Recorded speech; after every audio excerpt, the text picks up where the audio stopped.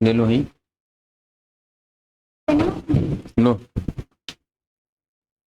लो पहले, गिरा दिए क्या तुम लोग?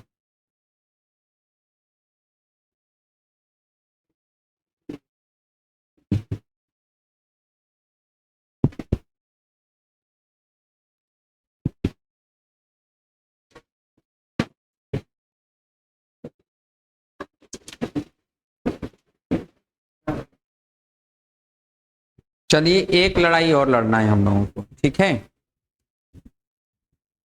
इसके बाद समाप्त हो जाएगा, ठीक है? आइए हम लोग देखें यहाँ पे प्रश्नों को। अब किसी शुद्ध अर्धचालक के विषय में बात कर रहा है, शुद्ध अर्धचालक के लिए, ठीक है? तो शुद्ध अर्धचालक में क्या होता है?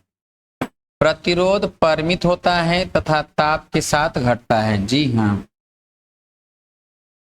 ताप के साथ यह घटता है और चालक लेजर बनाने में प्रयुक्त होते हैं। क्या?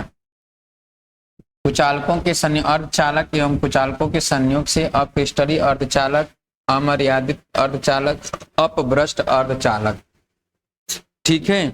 तो यहाँ पर जो लिए जाते हैं, अब इम्पॉर्टेंट सभी जो है कराए जा रहे हैं, ठीक है? तो यहां पर क्या होगा? अपभ्रष्ट अर्धचालक, ठीक है? इधर आसान क्वेश्चन है, सब आने वाले क्वेश्चन आएंगे अब, ठीक है? इधर जितने भी बहुत लोगों के पास क्वेश्चन नहीं है, हमने कई बार कहा कुमार मित्तल पढ़ लीजिएगा, कुछ लोग नहीं पढ़ पाए, उसके कुछ आज प्रश्न हमने डायरेक्ट उठाया है, एनसीईआरटी से लिया है, ठीक है? तो अभी जो इम्पोर्टेंट क्वेश्चन आने वाले हैं उसको थोड़ा तेजी से हम चलेंगे, आप सभी लोग आंसर लगाते रहिएगा, ठीक है? चलिए, निज अर्धचालक के लिए जो कथन सही है, तो निज अर्धचालक के लिए कौन सा कथन सही है? तो देखा जाए, इसका प्रतिरोध ताप बढ़ाने पर घटता है, इलेक्ट्रॉन तथा होल की संख्या बराबर होता है, ठीक है? फर्मी स्तर ऊर्जा अंतराल के ठीक मध्य में होता है, इसकी वैद्युत चालकता ताप बढ़ाने से घटता है। तो पूछ रहा है सही नहीं है, तो वैद्युत चालकता जो है ये सही नहीं है, बाकी सब सही है, ठीक है? किसी निज अर्धचालक में फर्मी स्तर की स्थिति होती है, तो कहाँ होता है? तो एकदम मध्य में होता है, बैंड अंतराल के मध्य में होता है। कहाँ होता है? बैंड अंतराल के मध्य में होता है, बैंड अंतराल के मध्य में होता है, ठीक है? आगे चलते हैं, कह रहा है कि इलेक्ट्रॉन या होलों की सांद्रता अनुपाती होता है। इलेक्ट्रॉन या होलों की सांद्रता जो अनुपाती होता है वो एक्सपोनेंशियल Eg/kT के बराबर है, e⁻। किसी बाह्य अर्धचालक में दाता अशुद्धि का कार्य होता है, दाता अशुद्धि का कार्य होता है इलेक्ट्रॉन को देना, चालन बैंड में इलेक्ट्रॉन को बढ़ाना, ठीक है ना? चालन बैंड में इलेक्ट्रॉन को बढ़ाना होता है। आगे है कि ताप वृद्धि से किसी अर्धचालक की प्रतिरोधकता अपरिवर्तित रहती है, बढ़ती है, घटती है, पहले बढ़ती है और फिर घटती है। तो आपको बताना है कि यहाँ पर पहले क्या होता है कि जब ताप बढ़ाते हैं तो यह घटती है, इसकी प्रतिरोधकता क्या होता है? घटता है। किसी निज अर्धचालक में कक्ष ताप पर, ठीक है, होलों की संख्या इलेक्ट्रॉनों की संख्या से अधिक होता है। निज अर्धचालक में दोनों बराबर होते हैं, ठीक है? निज अर्धचालक में होल की संख्या इलेक्ट्रॉनों की संख्या के बराबर होता है, ठीक है? तो होल की संख्या इलेक्ट्रॉनों की संख्या के बराबर होता है निज अर्धचालक में। आगे है कि यहाँ पर कह रहा है एक ट्रांजिस्टर में धारा प्रवर्धक गुणांक अल्फा का मान 0.9 है। ट्रांजिस्टर समानता आधार विन्यास में जुड़ा हुआ है। जब आधार धारा में 4 मिली एम्पियर का परिवर्तन होता है तो संग्राहक धारा में मान बताना है। तो यहाँ पर ये अल्फा बराबर दिया गया है कि 0.9 है, ठीक है? तो 0.9 है। अब अल्फा बराबर क्या होता है कि डेल्टा IC/डेल्टा IE होता है। तो ये 0.9 है, इसका मतलब ये है कि 90% जो है सी में जाता है, 10% बी में जाता है। तो अब बताना है क्या, संग्राहक धारा। तो अब ये बताइए कि 10% जो है 4 मिली एम्पियर है। 10% क्या है, 4 मिली एम्पियर है। तो 90% 4 9 36, ठीक है। तो 36 मिली एम्पियर जो हो जाएगा संग्राहक धारा हो जाएगा 36%। सेमीकंडक्टर डायोड में निवोल्टता होता है। तो सेमीकंडक्टर सिलिकॉन के लिए 0.3, जर्मेनियम के लिए, जर्मेनियम के लिए 0.7। जी हाँ, ये सही है, ठीक है। जर्मेनियम के लिए 0.3 होता है,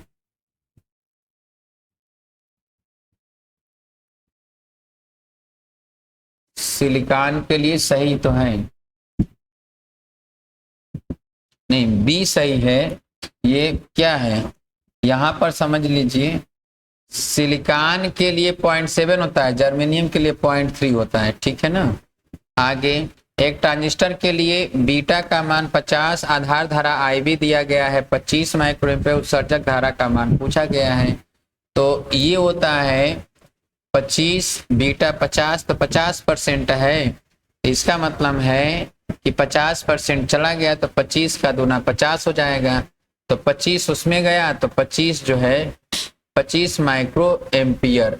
IB का मान है 25 माइक्रो एम्पियर और बीटा का मान कितना है, 50 है। तो बीटा बराबर होता है IC बटा IE, ठीक है, IC बटे IB। क्या होता है, IC बटे IB। इसका मतलब ये है कि 50% निकाल लो,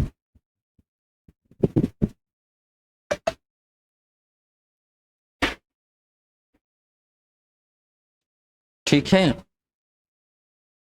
अब यहां पर जब आप निकालेंगे तो यहां पर आएगा बीटा 50 दिया हुआ है, तो बीटा बराबर IC अपान IB, ठीक है। और IB का मान दिया है, बीटा का मान 50 दिया है, तो IC का मान आ जाएगा। तो IC का मान क्या हो जाएगा, IC बराबर जाएगा 50 गुणे 25 गुणे 10⁻⁻6 एम्पियर, इतना हो जाएगा IC। तो IC आप निकाल लीजिएगा। फिर IE जो हो जाएगा, IE वो IC प्लस IE के बराबर हो जाएगा, ठीक है। आगे हो जाएगा कि ट्रांजिस्टर का अल्फा उसके धारा लाभांश के बराबर होता है। क्या होता है, अल्फा धारा लाभांश के बराबर होता है।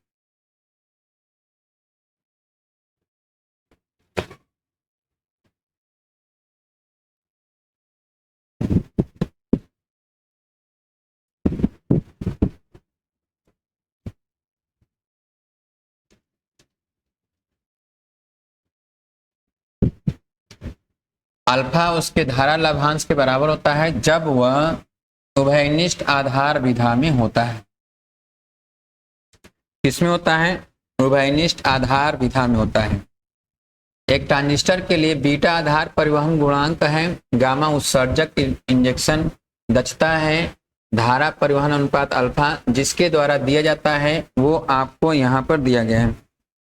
तो अल्फा बराबर होता है बीटा अपान गामा। अल्फा बराबर बीटा अपान। एक ट्रांजिस्टर के किस विन्यास से वोल्टेज लाभ सबसे अधिक होता है, उभयनिष्ठ आधार, उभयनिष्ठ उत्सर्जक। तो उभयनिष्ठ उत्सर्जक में होता है, किसमें होता है, उभयनिष्ठ उत्सर्जक। ये याद रखिएगा, बहुत पूछता है। पीएन जंक्शन डायोड में अवक्षय परत की चौड़ाई उत्क्रम अभिनत में बढ़ता है, नहीं, उत्क्रम अभिनत में रिवर्स बायस में बढ़ता है, जी हाँ, अग्र अभिनत में बढ़ता है, नहीं। आगे कह रहा है कि किसी कॉमन एमिटर एम्पलीफायर के लिए एनपीएन ट्रांजिस्टर से बना है, अल्फा बराबर 0.99 है, 1 किलो ओम इतना है, तो विभव लब्धता क्या होगा, तो बीटा हम निकाल लें, तो बीटा बराबर 0.99 यानी अल्फा अपान 1 माइनस अल्फा, तो 0.99 अपान 1 माइनस 0.99, तो ये 99 आ जाएगा, ठीक है। तो 99 गुणे यहाँ पर हो जाएगा क्या, 1 किलो ओम, 10 किलो ओम, तो 10,000 बटा 1,000, तो एक काट दीजिए, तो 10 का गुणा कर दीजिए, 990, तो 990 यहाँ पर होगा। किसी ट्रांजिस्टर के लिए अल्फा 0.9 है, ठीक है, तो बीटा का मान बताना है। क्या बताना है, बीटा का मान। तो ये 900 है, ये 90 है, ये 9 है, 0.9 है। तो किसी ट्रांजिस्टर के लिए अल्फा का मान 0.9 हो तो बीटा का मान आपको बताना है। तो बीटा बराबर हो जाएगा अल्फा अपान 1 माइनस अल्फा, 0.9 अपान 1 माइनस 0.1, तो 0.9 अपान पॉइंट क्या हो जाएगा 1। 10 में से 1 जाएगा तो क्या हो जाएगा, 10 में से 9 जाएगा तो क्या हो जाएगा, 1 बचेगा यहाँ पर। ठीक है, तो ये हो जाएगा कितना 90। तो बीटा का मान हो जाएगा 90। पीएन संधि डायोड में क्वार्टर पी क्षेत्र से एन क्षेत्र में जाते हैं तो इसका कारण क्या होता है। पी क्षेत्र से एन क्षेत्र में जाता है तो इसका कारण क्या होता है। तो देखिए पीएन जंक्शन पीएन संधि के मध्य विभवांतर एन क्षेत्र में स्वतंत्र इलेक्ट्रॉनों का आकर्षण। ठीक है, और आगे हम लोग देखेंगे क्षेत्र की अपेक्षा क्वार्टरों की अधिकता उपर्युक्त सभी। ठीक है, उपर्युक्त सभी। तो आपको बताना है पीएन संधि में क्या होता है। तो पीएन संधि में आपको बताना है यहां पर कि पीएन संधि में क्या होता है। पीएन संधि के मध्य विभवांतर क्षेत्र में स्वतंत्र इलेक्ट्रॉनों का आकर्षण, क्षेत्र की अपेक्षा क्वार्टरों की अधिकता, ये सभी उपर्युक्त सब के सब सही है। ठीक है, आगे आते हैं। कह रहा है कि एनपीएन ट्रांजिस्टर, देखिए कॉमन एमिटर कॉन्फ़िगरेशन वाले एनपीएन ट्रांजिस्टर में धारा लब्धता 50 है। यदि कलेक्टर करंट को 1 मिली एम्पर से बदल दिया जाए तो एमिटर करंट में बदलाव होगा। ठीक है, तो करंट गेन बीटा बराबर दिया गया है कितना 50 है, और किसमें कलेक्टर आईसी बराबर दिया गया है कितना, आईसी बराबर 1 मिली एम्पियर दिया है। ठीक है, तो आईसी बटा आईबी, तो आईसी बटा आईबी बराबर दिया गया है क्या 50। तो ये हो जाएगा आईसी बराबर हो जाएगा आईबी बराबर हो जाएगा क्या कि 1 मिली एम्पियर बटा 50, 1 बटा 50 कर लीजिए, 1 बटा 50, ये हो गया आईबी। पूछ रहा है क्या एमिटर करंट, तो आई बराबर हो जाएगा क्या आईसी प्लस आई। ठीक है, तो अब निकाल कर दोनों को जोड़ देंगे तो ये आ जाएगा 1.02 मिली एम्पियर। ट्रांजिस्टर का शक्ति लाभ अधिकतम होता है उभयनिष्ठ आधार विधा पर, उभयनिष्ठ उत्सर्जक विधा में, उभयनिष्ठ संग्राही विधा में, सभी पर। भाई कह रहा है ट्रांजिस्टर का शक्ति लाभ अधिकतम होता है तो उभयनिष्ठ उत्सर्जक विधा में सबसे अधिक लाभ होता है। आगे है कि एनपीएनपी ट्रांजिस्टर में आधार को रखा जाता है चौड़ा तथा बहुत अधिक अपमिश्रित, चौड़ा तथा हल्का, पतला तथा बहुत अधिक अपमिश्रित, पतला तथा हल्का अपमिश्रित। डी सही है आपका, पतला और हल्का। एक पीएन संधि में अवच्छेद क्षेत्र की चौड़ाई संधि पर विपरीत बायस में बढ़ाने से बढ़ता है। संधि के दोनों ओर हमेशा बराबर होता है। अग्र बायस की स्थिति में स्थिर बनी रहती है, अपनी संता पर निर्भर नहीं करता है। तो आपको यहाँ पर क्या है कि विपरीत बायस बढ़ाने से बढ़ता है। ठीक है, अब आगे चलते हैं।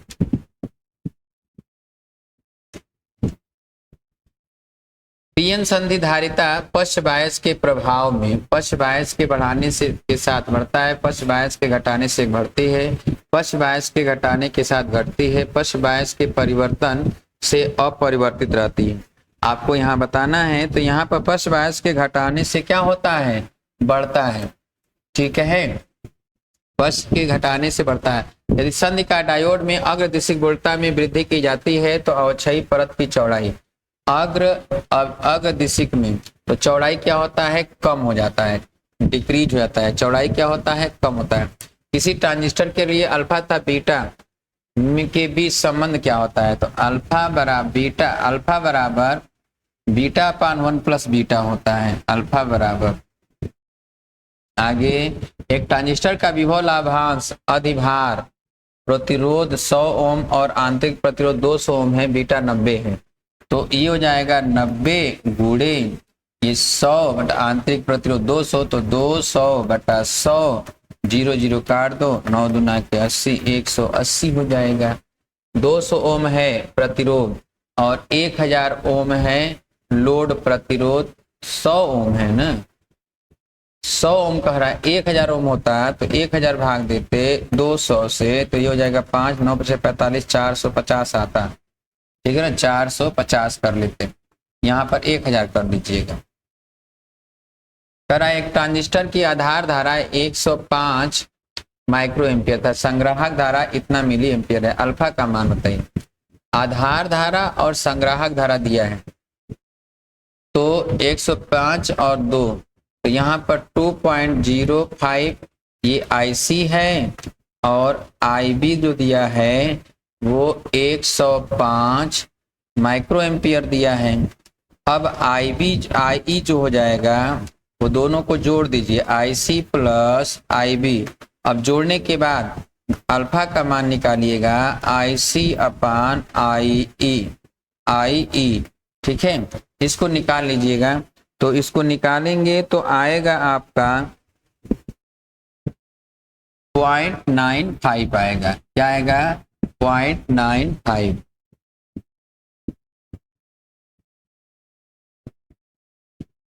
किसी ट्रांजिस्टर के नियतांक अल्फा व बीटा में, अल्फा और बीटा में अल्फा का मान 1 से कम होता है और बीटा का मान 1 से ज्यादा होता है। एक उभयनिष्ठ आधार पीएनपी ट्रांजिस्टर धारा वर्धन में 0.96 है, उसी ट्रांजिस्टर के लिए उभयनिष्ठ ऊर्जा परिवर्तन में धारा लाभांश का मान क्या होगा भाई, 0.96 है तो 96/4, तो इसका मतलब ये हो गया कि 24 आ जाएगा, 24 कर लीजिए। निम्न में से ट्रांजिस्टर के किस संरूपण में बढ़ता लब्धि अधिकतम होगी, तो उभयनिष्ठ उत्सर्जक में 0.96 उभयनिष्ठ उत्सर्जक उभयनिष्ठ विन्यास का धारा लाभ क्या होगा, 24 होगा। दिष्टकारी परिपथ के लिए निम्नलिखित में से कौन सा आवश्यक है, ट्रांसफार्मर, डायोड, ट्रायोड, वोल्टमीटर। दिष्टकारी परिपथ के लिए क्या आवश्यक है, दिष्टकारी के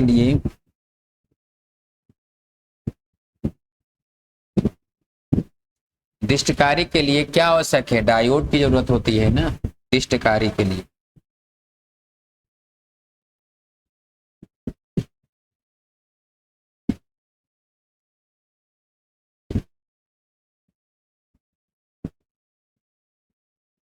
पीएन संधि डायोड में अवक्षय परत अग्र अभिनत बढ़ाने के साथ क्या होता है, तो पीएन संधि डायोड में अवक्षय परत की अग्र अभिनत बढ़ाने से घटता है।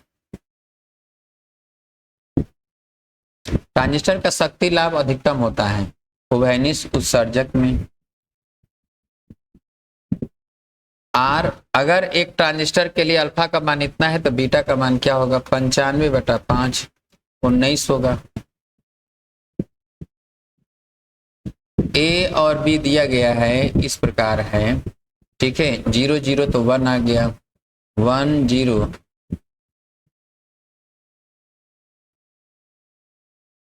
तो ये नार गेट की तरह है, क्या है ये, नार गेट की तरह है। ए प्लस बी का कॉम्प्लीमेंट, ए प्लस बी का कॉम्प्लीमेंट,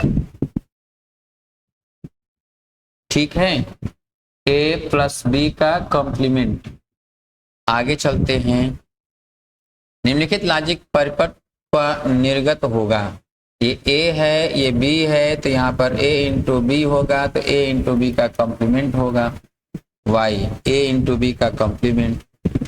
निम्नलिखित लॉजिक गेट का संयोजन दर्शाता है, यहाँ ए होगा बी होगा तो ए प्लस बी होगा, तो ए प्लस बी का कॉम्प्लीमेंट होगा, तो ये हो जाएगा नार गेट होगा ना, क्या होगा, नार गेट होगा। यहाँ पर देख रहा है निम्न परिपथ को प्रदर्शित किया गया है, तो ये किस गेट को दर्शाया गया है, ये जो गेट आप देख रहे हैं ये नैंड गेट को दर्शाया गया है। याद रखिएगा इस चित्र इस तरह अगर होगा तो नैंड गेट होगा। यूनिवर्सल लॉजिक गेट निम्न में से किनके संयोग से बनता है, यूनिवर्सल लॉजिक गेट एंड और नॉट, एंड और आर, नार और एंड, तो ये किसके गेट से बनता है, एंड और नॉट गेट के जोड़ने से नैंड गेट बनता है। वह लॉजिक गेट जो प्रतिलोम के तरह कार्य करता है, प्रतिलोम के तरह, इन्वर्स की इन्वर्टर की तरह, तो नॉट गेट होता है। क्या होता है? नॉट गेट होता है। आगे है, निम्न सत्ता सारणी से कौन सा गेट प्राप्त होता है? 1 1 0 0 1 1 1 0 1। तो ये देखिए ना, 1 1 तो 1 1 हो जाएगा, 1 इंटू 1 1 आएगा, 1 का कॉम्प्लीमेंट 0, 0 1 का 0, तो ये हो जाएगा क्या? ये नैंड गेट होगा, नैंड गेट होगा। क्या हो जाएगा? नैंड गेट होगा। आगे चलते हैं। कह रहा है कि निम्न किस लॉजिक गेट के लिए आउटपुट 1 आएगा? आउटपुट 1 आएगा, ठीक है। तो देखिए यहाँ पर 1 1 है तो 0, यहाँ 1 1 एंड गेट है तो 1 आएगा। तो पहला ऑप्शन ही सही है, ठीक है, पहला ऑप्शन सही है। चलिए आगे चलते हैं। कह रहा है कि जार के लिए आउटपुट का मान क्या होता है? ए कॉम्प्लीमेंट इंटू बी और ए इंटू बी कॉम्प्लीमेंट होता है। नैंड गेट, कोई एंड गेट है, एंड गेट, एंड गेट कोई है, लॉजिक एडिशन, या फिर आपको बताना है ए बी सी डी दिए गया है, तो इसमें एंड गेट क्या है? तो एंड गेट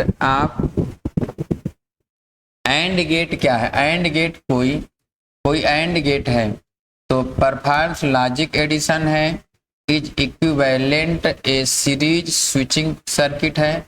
तो सीरीज में स्विचिंग सर्किट होता है ना एंड गेट, दोनों जब तक ये जुटेगा नहीं तब तक चलेगा नहीं, तो ये हो जाएगा बी, ठीक है ना। किसी नैंड द्वार का निर्गत केवल तभी 0 होगा जब नैंड गेट का, तो नैंड गेट का 0 कब होगा? तो नैंड गेट का 0 तभी होगा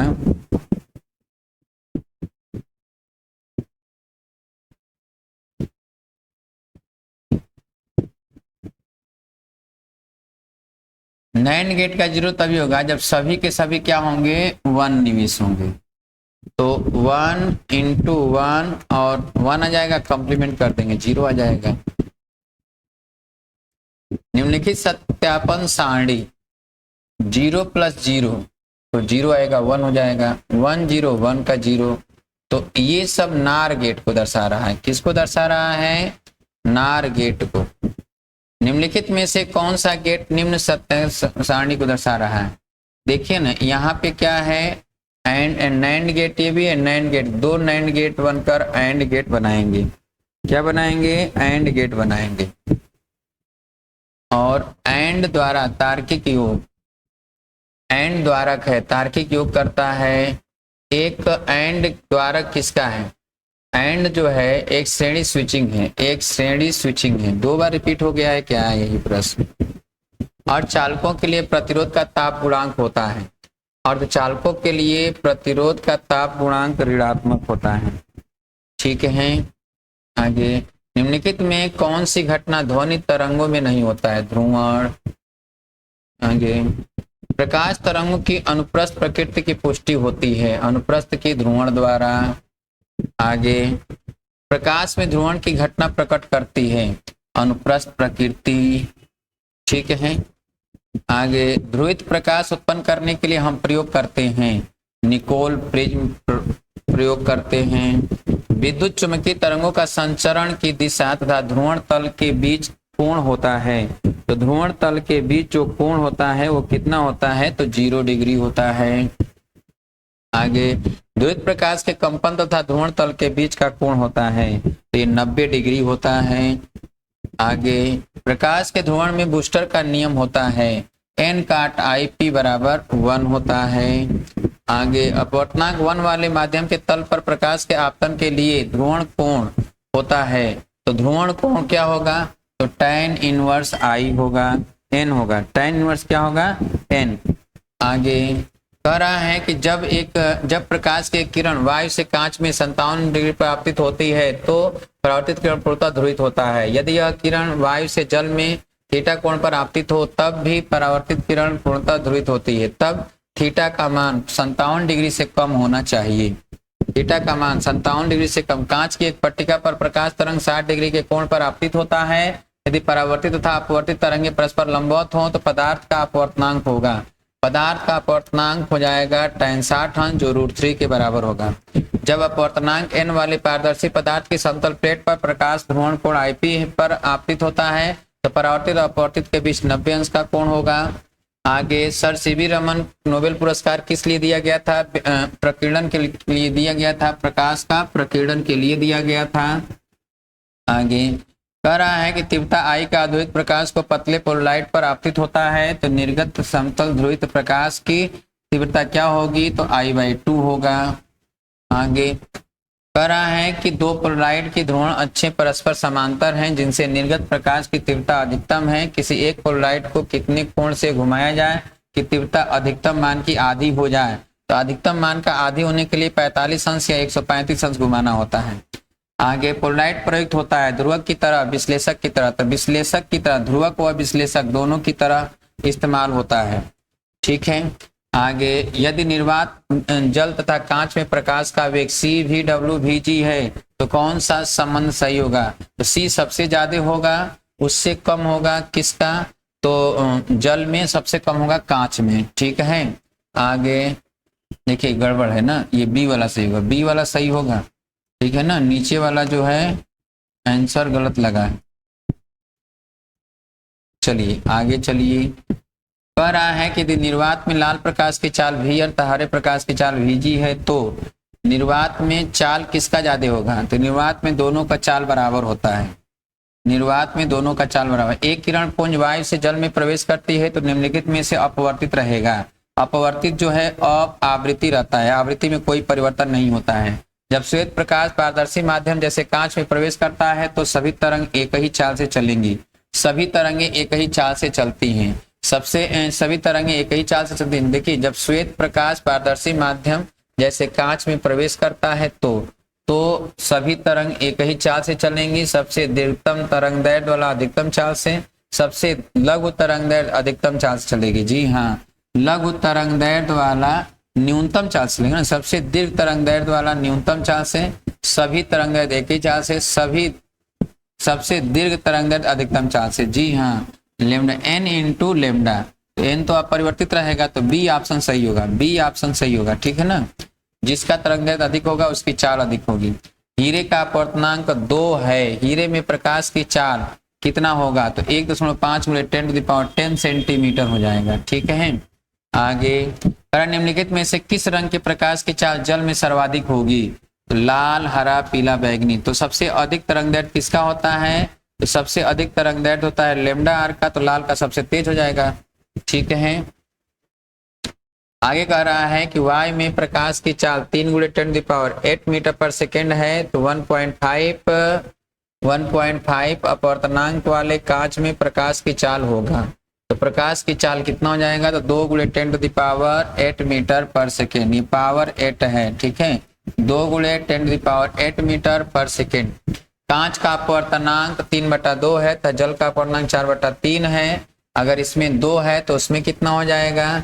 तो आपको बताना है, यहाँ पर 4/3 है तो 3 × 10⁸, तो इसमें जो है आप डिवाइड कर दीजिए कि प्रकाश कांच में प्रकाश की चाल इतना है तो 4/3 वाले में क्या हो जाएगा? 3 × 10⁸ अपान 4/3, 3 लिखे 9, 9/4 × 10⁸, 2.25 × 10⁸ मीटर पर सेकेंड आएगा। आगे 256 हर्ट्ज आवृत्ति वाले ध्वनि तरंग की चाल माध्यम में 330 मीटर पर सेकेंड है, उसी माध्यम में 512 हर्ट्ज आवृत्ति वाले ध्वनि तरंग की चाल क्या होगी? तो V बराबर n लेमडा, V बराबर n लेमडा से। ठीक है, लेमडा का मान निकल गया है तो n दिया गया है तो V2 बराबर क्या हो जाएगा? यहाँ पर लेमडा का मान निकाल लीजिए, 330 बटा कितना? 256, तो ये 512 है, 2 गुना कर दीजिए तो 660 मीटर पर सेकेंड हो जाएगा। ठीक है। अगर कह रहा है कि एक वर्णीय प्रकाश वायु से माध्यम में अपवर्तित होती है तो आपतित व अपवर्तित तरंगों के तरंग दैर्ध्य का अनुपात क्या होगा? तो आपतित तथा अपवर्तित तरंगों के तरंग दैर्ध्य का अनुपात, आपतित तथा अपवर्तित तरंग दैर्ध्यों का अनुपात n के बराबर हो जाएगा, तो n संबंधे 1 के बराबर हो जाएगा। ठीक है, नई जो वैकेंसी है उसके लिए नया क्लास जो है, न्यू बैच स्टार्ट होने जा रहा है, आप इनको प्रमोट करिए। निर्वात में प्रकाश की तरंगदैर्घ्य 6400 एंगस्ट्रॉम है, जल का अपवर्तनांक 4/3 है। जल में इस प्रकाश की तरंगदैर्घ्य क्या होगा? तो निर्वात में प्रकाश का तरंगदैर्घ्य दिया गया है 6400, तो 6400/4/3, 16×3 = 48, तो ये हो जाएगा 4800 एंगस्ट्रॉम, लैम्डा डैश बराबर। ठीक है, आगे है कि 4000 एंगस्ट्रॉम तरंगदैर्घ्य के एक वर्णी प्रकाश के किरण जल अपवर्तनांक 4/3 में प्रवेश करता है, तो जल में इसकी तरंगदैर्घ्य कितना होगा? 3000 एंगस्ट्रॉम, 4000 बटा हो जाएगा 4/3, लैम्डा डैश बराबर, तो 3000 एंगस्ट्रॉम आ जाएगा। 6000 एंगस्ट्रॉम तरंगदैर्घ्य के प्रकाश के लिए कांच का अपवर्तनांक क्या होगा? तो 6000 बटा 1.5, 15 चौके 60, 4000 एंगस्ट्रॉम होगा। आगे है 6000 एंगस्ट्रॉम तरंगदैर्घ्य के प्रकाश किरणें निर्वात में दो अपवर्तनांक के माध्यम में प्रवेश करता है, तो माध्यम में प्रकाश की किरण की तरंगदैर्घ्य लैम्डा बराबर 6000/2 कितना आएगा? 3000 एंगस्ट्रॉम आएगा। आगे चलते हैं, कह रहा है कि इतना हर्ट्ज आवृत्ति का प्रकाश इतने अपवर्तनांक वाले माध्यम में चल रहा है, उसकी तरंगदैर्घ्य होगी। सी का मान दिया गया है, तो लैम्डा का मान पहले निकाल लीजिए, 3 × 10⁸ अपान 5 × 10⁴, ये हो जाएगा कितना? तो ये हो जाएगा 3 यानी 0.6 × 10⁻⁻6 है, तो इसका मतलब 6000 एंगस्ट्रॉम होगा। तो लैम्डा बराबर 6000 एंगस्ट्रॉम है, तो 6000 में 1.5 से डिवाइड कर दीजिए, 15 चौके 60, 4000 एंगस्ट्रॉम आएगा। ठीक है, आगे कह रहा है कि जब सूक्ष्मदर्शी की नली की लंबाई बढ़ा दी जाती है तो इसके आवर्धन क्षमता क्या होगी? आवर्धन क्षमता बढ़ जाती है। आगे कह रहा है सूक्ष्मदर्शी की अभिदृश्य की फोकस दूरी, अभिदृश्य की फोकस दूरी सूक्ष्मदर्शी के लिए नेत्रिका से कम होता है, नेत्रिका की फोकस दूरी से कम होता है। जी हाँ, सूक्ष्मदर्शी में। और यहाँ पर दो उत्तल लेंस L1 और L2 चित्र के अनुसार दिखाए गए हैं। F1 और F2 लेंस L1 के सामने रखी वस्तु OP का प्रतिबिंब F2 के समीप बनता है, F2 और C2 के बीच में बनता है। आंख को देखने वाला अंतिम प्रतिबिंब होगा, तो अंतिम प्रतिबिंब जो है C1 L1 व L2 के बीच, ये C1 व C2 के बीच बनेगा, C1 और C2 के बीच बनता है। ठीक है ना, C1 व C2 के बीच बनेगा। एक दूरस्थ वस्तु का आवर्धित सीधा प्रतिबिंब प्राप्त करने के लिए उत्तल लेंस के साथ निम्नलिखित में से क्या प्रयुक्त करना चाहिए? निम्नलिखित में से क्या प्रयुक्त करना चाहिए? ठीक है,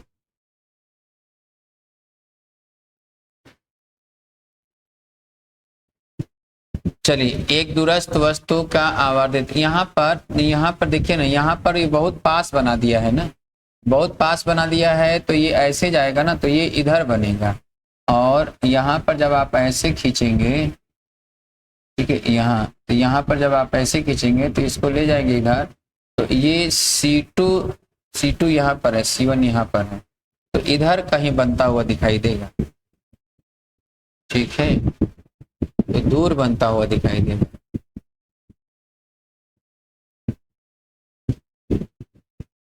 चलिए, एक दूरस्थ वस्तु का आवर्धित सीधा प्रतिबिंब प्राप्त करने के लिए उत्तल लेंस के साथ निम्नलिखित में से क्या प्रयोग करना चाहिए? एक उत्तल लेंस, एक अवतल लेंस, एक उत्तल दर्पण, एक अवतल दर्पण। क्या सीधा प्रतिबिंब प्राप्त करने के लिए, एक दूरस्थ वस्तु का आवर्धित सीधा प्रतिबिंब प्राप्त करने के लिए एक अवतल लेंस, एक उत्तल लेंस के साथ निम्नलिखित में से क्या प्रयुक्त करना चाहिए? तो अवतल लेंस प्रयुक्त करना चाहिए। क्या प्रयुक्त करना चाहिए? एक अवतल लेंस प्रयुक्त करेंगे तो बन जाएगा। कह रहा है कि खगोलीय दूरदर्शी के अभिदृश्य तथा नेत्रिका द्वारा बने प्रतिबिंब द्वारा IO तथा IE है। इनमें से IO तथा IE दोनों ही वास्तविक बनते हैं। IO आभासी बनता है, IE वास्तविक बनता है। IO तथा IE दोनों आभासी बनते हैं। IO वास्तविक होता है और IE क्या होता है? आभासी होता है। ठीक है, चलिए आगे चलते हैं। कह रहा है कि खगोलीय दूरदर्शी की आवर्धन क्षमता बढ़ाई जा सकती है यदि कम फोकस दूरी का अभिदृश्यक प्रयोग किया जाए, अधिक फोकस दूरी की नेत्रिका प्रयोग की जाए। खगोलीय दूरदर्शी की आवर्धन क्षमता बढ़ाने के लिए F4/FE, इसको बढ़ाएं, इसको घटाएं, तो फोकस अभिदृश्यक को बढ़ा दें और अभिदृश्यक अभिनेत्र को कम कर दें। तो अधिक फोकस दूरी की नेत्रिका, कम फोकस दूरी की अभिदृश्यक, अधिक फोकस दूरी की अभिदृश्यक था कम फोकस दूरी की, डी वाला सही है। ठीक है, आगे चलते हैं। कह रहा है खगोलीय दूरदर्शी की आवर्धन क्षमता 10, नेत्रिका की फोकस दूरी 20 सेंटीमीटर है, तो FO अपान FE बराबर 10 है, तो नेत्रिका की फोकस दूरी कितना है 20 है, तो FO का मान कितना हो जाएगा 200 हो जाएगा, 200। तो अभिदृश्य की फोकस दूरी कितना हो जाएगा 200 सेंटीमीटर हो जाएगा। आगे कह रहा है कि खगोलीय दूरदर्शी की अभिदृश्य तथा नेत्रिका की फोकस दूरियां क्रमशः 100 और 10 सेंटीमीटर। जब अंतिम प्रतिबंधता पर बनता है तब इसकी आवर्धन क्षमता क्या होगी 100/10 बराबर क्या हो जाएगा 10, तो 10 आएगा। ठीक है, 10 गुना।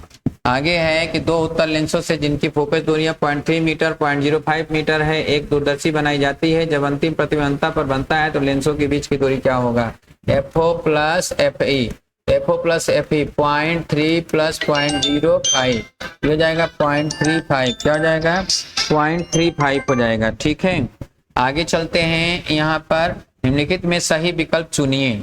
एक ग्रह को खगोलीय अपवर्तित दूरदर्शी के द्वारा देखा गया है जिनके अभिदृश्य की फोकस दूरी 16 मीटर है तथा नेत्रिका की फोकस दूरी 2 सेंटीमीटर है। अभिदृश्य तथा नेत्रिका के बीच दूरी 16.02 मीटर है।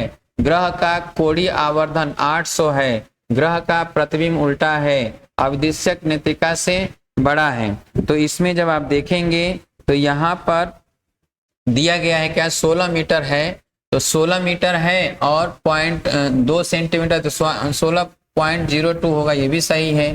ग्रह का कोणीय आवर्धन ये भी सही है। ग्रह का प्रतिबिंब उल्टा होगा, अभिदृश्यक नेत्रिका से बड़ा होगा, अभिदृश्यक नेत्रिका से बड़ा होगा, ये भी सही है।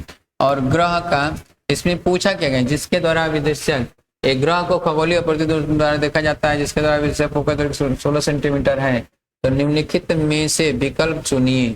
एक से अधिक विकल्प भी सही हो सकते हैं, तो ये सब तो सही ही है। ठीक है, चलिए आगे। जब एक दूरदर्शी को सामान्य अक्ष से लिए समायोजित किया जाता है तो दोनों लेंसों के बीच की दूरी 80 सेंटीमीटर होती है। दूरदर्शी की आवर्धन क्षमता 19 है। अभिदृश्यक तथा नेत्रिका की फोकस दूरी होगी, तो ये 19 है तो 19 संबंधी 1 हो जाएगा। बीच की दूरी 80 है तो FO का मान हो जाएगा क्या 80 गुणे 19/20, तो 20 चौके 80, 19 चौके 76, एक 76 सेंटीमीटर तो एक 4 सेंटीमीटर हो जाएगा। ठीक है, एक खगोलीय दूरदर्शी का दूरस्थ वस्तुओं के लिए कोणीय आवर्धन का परिमाण 5 है। अभिदृश्यक तथा नेत्रिका के बीच की दूरी 36 सेंटीमीटर तथा अंतिम प्रतिबिंब अनंतता पर बनता है। अभिदृश्यक की फोकस दूरी FO तथा नेत्रिका की फोकस दूरी FE होगी। दोनों के बीच 36 सेंटीमीटर है। ठीक है, और आवर्धन 5 है तो 5/1 हो जाएगा FO और FE। तो इसका मतलब ये हो जाएगा कि FO बराबर हो जाएगा 36 गुणे 5/6, 6 5 30, तो 30 और 6 सेंटीमीटर हो जाएगा। आगे है बताया कि 60 सेंटीमीटर फोकस दूरी वाले अभिदृश्यक तथा 5 सेंटीमीटर फोकस दूरी वाले एकल अभिनेत्र लेंस से बना एक दूरदर्शी की दूरस्थ वस्तु पर इस प्रकार फोकस किया जाता है कि अभिनेत्र लेंस से समांतर किरणें एकल यदि वस्तु के अभिदृश्यक पर 2 डिग्री कोण पर अंतरित होती हैं तो प्रतिबिंब का कोणीय आवर्धन बताइए। 5 सेंटीमीटर है, 60 सेंटीमीटर है, तो यहाँ पर बीटा अपान अल्फा। ठीक है, तो FO अपान FE अभिदृश्यक, तो ये हो जाएगा 60/5, तो ये हो जाएगा 12 बीटा अपान अल्फा। ठीक है, अब यहाँ पर दिया गया है अल्फा 2 सेंटीमीटर, तो बीटा बराबर 12 गुणे 2, तो ये कितना हो जाएगा 24 डिग्री। 24 डिग्री कर लीजिए। आगे कह रहा है कि चंद्रमा का व्यास इतना किलोमीटर था, पृथ्वी से इसकी दूरी इतना किलोमीटर है। ऐसी दूरदर्शी द्वारा देखने पर जिसके अभिदृश्यक तथा नेत्रिका की फोकस दूरियां 4 मीटर और 10 मीटर है, चंद्रमा के प्रतिबिंब का व्यास होगा। तो प्रतिबिंब का व्यास पूछा जा रहा है, इसका मतलब ये है कि व्यास दिया गया है, चंद्रमा का दूरी दिया गया है, चंद्रमा का व्यास इतना दिया गया है, तो 3.5 और इसकी दूरी है 3.8, तो अल्फा हो जाएगा कितना 3.5 गुणे 10⁻³ अपान 3.8 गुणे 10⁵। तो ये है अल्फा का मान, tan अल्फा। ठीक है, जब tan अल्फा आ गया तो tan बीटा निकालेंगे, तो tan बीटा क्या हो जाएगा 4 मीटर तथा 10 सेंटीमीटर है। फोकस दूरियां 4 मीटर और 10 सेंटीमीटर है, तो चंद्रमा के प्रतिबिंब का व्यास होगा। तो चंद्रमा के प्रतिबिंब का व्यास निकालना है तो बीटा अपान, यहाँ पर बीटा अपान अल्फा। ठीक है, तो FO अपान FE पहले निकाल लें। FO अपान क्या FE निकाल लें, तो FO अपान FE 10/4 है ना, 400/10, ठीक है, तो ये हो जाएगा 40। 40 बराबर हो जाएगा क्या, बीटा अपान अल्फा। अल्फा आ गया तो बीटा आपका निकल जाएगा। बीटा जब निकल जाएगा तो आप ये निकाल लीजिएगा। ठीक है, आगे है कि 60 सेंटीमीटर फोकस दूरी का विदिशक 3 सेंटीमीटर फोकस दूरी वाले नेत्रिका लेंस से खगोलीय दूरदर्शी चंद्रमा पर इस प्रकार फोकस किया जाता है कि प्रतिबिंब नेत्रिका से स्पर्श दृष्टि की न्यूनतम दूरी पर बनता है। चंद्रमा का विदिशक पर कोणीय व्यास 0.5 डिग्री मान लेने पर दृश्य प्रतिबिंब का यथार्थ माप क्या होगा। चलिए 60 सेंटीमीटर है और 3 सेंटीमीटर है, तो FO अपान FE 60/3 बराबर कितना हो जाएगा 20। तो FM बराबर हो गया 20। अब कह रहा है कि प्रतिबिंब नेत्रिका की स्पर्श दृष्टि की न्यूनतम दूरी पर बनता है। ठीक है, तो न्यूनतम दूरी D पर बनता है। अब यहाँ पर FO अपान FE, तो M बराबर ऐसे लगाना है ना, FO अपान FE 1 प्लस FE अपान D, इसमें रखकर M का मान निकालिए। ठीक है, और कोणीय व्यास 5 डिग्री दिया है तो आप रख लीजिए मान। ठीक है, जब ये आ जाएगा तब उसके बाद आपको क्या करना है कि tan बीटा, बीटा अपान अल्फा हो जाएगा, बीटा अपान अल्फा। पृथ्वी दृष्टि की न्यूनतम दूरी 5 डिग्री, कोणीय व्यास दिया है, विदिशक पर कोणीय व्यास दिया है तो अल्फा का मान दिया है, बीटा का मान निकाल लीजिएगा। ठीक है, चलिए अल्फा का मान दिया है, बीटा का मान निकल जाएगा। यदि अविदिशक लेंस की फोकस दूरी बढ़ाई जाए तो सूक्ष्मदर्शी की आवर्धन क्षमता बढ़ेगी किंतु दूरदर्शी की घटेगी। सूक्ष्मदर्शी व दूरदर्शी दोनों। कह रहा है कि अविदिशक लेंस की फोकस दूरी बढ़ाई जाए, तो अविदिशक लेंस की फोकस दूरी बढ़ाई जाए तो उस कंडीशन में क्या होगा। ठीक है, तो अविदिशक लेंस की फोकस दूरी जब हम बढ़ाते हैं तो क्या होता है, सूक्ष्मदर्शी की आवर्धन क्षमता घटेगी, दूरदर्शी की क्या होता है, बढ़ेगी। ठीक है, नेत्र लेंस होता है अभिसारी अपसारी दोनों, अभिसारी होता है। ठीक है, आगे स्वस्थ नेत्र के लिए स्पर्श दृष्टि की न्यूनतम दूरी कितनी होती है, 25 सेंटीमीटर होता है। आगे कह रहा है कि स्वस्थ आंख के लिए दूर बिंदु होता है, दूर बिंदु क्या होता है, इनफाइनाइट होता है। आगे स्वस्थ आंख के लिए दूर बिंदु होता है, स्वस्थ आंख के लिए स्पर्श दृष्टि की दूर बिंदु कहाँ होता है, अनंत होता है। आगे एक उत्तल लेंस की क्षमता 2 डायोप्टर है, इसकी फोकस दूरी होगी तो कितना हो जाएगा 100/2, कितना आएगा 50 सेंटीमीटर। एक लेंस की फोकस दूरी 20 सेंटीमीटर, इसकी क्षमता होगी 100/20, कितना होगा 5 डायोप्टर। आगे निकट दृष्टि दोष से पीड़ित व्यक्ति के लिए प्रयुक्त किया जाता है, तो निकट दृष्टि दोष के व्यक्ति के लिए अवतल लेंस प्रयुक्त किया जाता है। आगे दूर दृष्टि दोष से पीड़ित व्यक्ति अपने चश्मे में प्रयुक्त करता है तो उत्तल लेंस प्रयुक्त करता है, क्या उत्तल लेंस प्रयुक्त करता है। आगे दूर दृष्टि दोष के निवारण में प्रयुक्त किया जाता है निश्चित फोकस, दूर दृष्टि दोष के निवारण के लिए क्या, निश्चित दूरी का उत्तल लेंस, निश्चित दूरी का क्या, उत्तल लेंस। आगे दूर दृष्टि दोष के कारण प्रतिबिंब बनता है, दूर दृष्टि दोष के कारण प्रतिबिंब कैसा बनता है, तो दूर दृष्टि दोष के कारण प्रतिबिंब जो बनता है वह रेटिना से आगे, रेटिना के पीछे, तो रेटिना से पीछे बनता है, रेटिना से पीछे बनता है। कह रहा है कि दूर दृष्टि दोष से पीड़ित मनुष्य का निकट बिंदु स्थित होता है, तो दूर दृष्टि दोष से पीड़ित मनुष्य का निकट बिंदु होता है 25 सेंटीमीटर से अधिक दूर। ठीक है, आगे कह रहा है कि दूर दृष्टि दोष से पीड़ित व्यक्ति की स्पष्ट दृष्टि की न्यूनतम दूरी 60 सेंटीमीटर है, चश्मे के लेंस प्रयुक्त करने पर यह दूरी घटकर 12 सेंटीमीटर रह जाता है। तो लेंस की क्षमता, इसका मतलब ये है कि 12 पर रख रहे हैं, 60 पर बन रहा है, तो 60 × 12, ठीक है, यह क्या है, दूर दृष्टि दोष है, तो ये हो जाएगा क्या 60 - 12, तो ये हो जाएगा 12 चौक 48, 15 चौक 60, तो 15 हो जाएगा। 15 का मतलब ये हो जाएगा F का मान, तो 100/15, तो ये हो जाएगा 3 और ये हो जाएगा 20, तो 20/3, तो 20/3 डायोप्टर हो जाएगा। कह रहा है कार्य का एसआई पद्धति में मात्रक क्या होता है, कार्य का एसआई पद्धति में जूल होता है। आगे देखिए 1 जूल में होता है, क्या होता है, 10⁷ अर्ग होता है। आगे किसी वस्तु द्वारा कृत कार्य हो सकता है, कृत कार्य धनात्मक या ऋणात्मक कुछ भी हो सकता है, शून्य भी हो सकता है। आगे किसी वस्तु पर घर्षण द्वारा कृत कार्य हो सकता है, धनात्मक व ऋणात्मक दोनों हो सकता है। आगे कोई पिंड जो विरामावस्था से में है अचर त्वरण से एक विमीय गति करता है तो इसके किसी एक समय पर दी गई शक्ति अनुपाती होता है, T⁴ होता है। आगे एक पिंड अचर शक्ति के स्रोत के प्रभाव में एक ही दिशा में गतिमान है, इसका समय के साथ विस्थापन होगा, प्रभाव से एक ही दिशा में गतिमान है अचर शक्ति से, तो T जो है 3/2 हो जाएगा। आगे कह रहा है कार्य एक अदिश राशि है क्योंकि यह दो सदिशों के सदिश गुणन होता है, दो सदिशों का अदिश गुणन होता है, अदिश गुणन से प्राप्त होता है। आगे कार्य ऊर्जा प्रमेय न्यूटन के गति विषयक प्रथम नियम, न्यूटन के गति विषयक द्वितीय नियम का समाकल रूप है।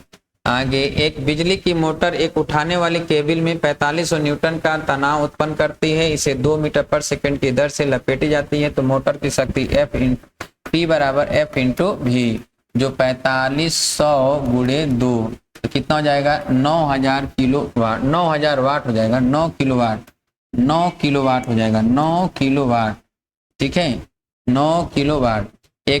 एक तोप का गोला बीच हवा में फट जाता है, इसका कुल संवेग बढ़ जाता है, संवेग घट जाता है, गतिज बढ़ जाती है, गतिज घट जाती है। भाई संवेग बढ़ जाता है, संवेग तो वही रहेगा, गतिज ऊर्जा बढ़ जाएगी, गतिज ऊर्जा क्या हो जाएगा बढ़ जाएगा, गतिज ऊर्जा बढ़ जाएगा, ठीक है। निम्नलिखित में से किसमें गतिज ऊर्जा है, तो पृथ्वी तल से 2 मीटर ऊंचाई पर उठा हुआ 5 किलो भार का हथौड़ा गलत, चाबी भरी हुई घड़ी स्प्रिंग गलत, भूमि पर लुढ़कती क्रिकेट की गेंद, जी हाँ इसमें जो है गतिज ऊर्जा है। आगे जब कोई पिंड किसी वायुयान में गिरता है तो वृद्धि होती है, गतिज ऊर्जा में वृद्धि होता है।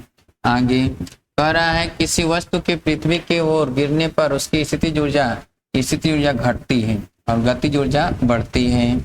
आगे जब किसी स्प्रिंग को 2 सेंटीमीटर खींचा जाता है तो उसकी प्रत्यास्थ की स्थितिज ऊर्जा U है, स्प्रिंग को 10 सेंटीमीटर खींचा जाए तो स्थितिज ऊर्जा होगी, तो 10 सेंटीमीटर खींचेंगे तो 5 गुना हुआ, 5 का स्क्वायर 25 यानी 25 U के बराबर हो जाएगा। क्यों? क्योंकि U प्रोपोर्शनल x स्क्वायर है, तो U1/U2 बराबर हो जाएगा क्या, ये 2/10 का स्क्वायर यानी 1/25, तो 25 U आ जाएगा।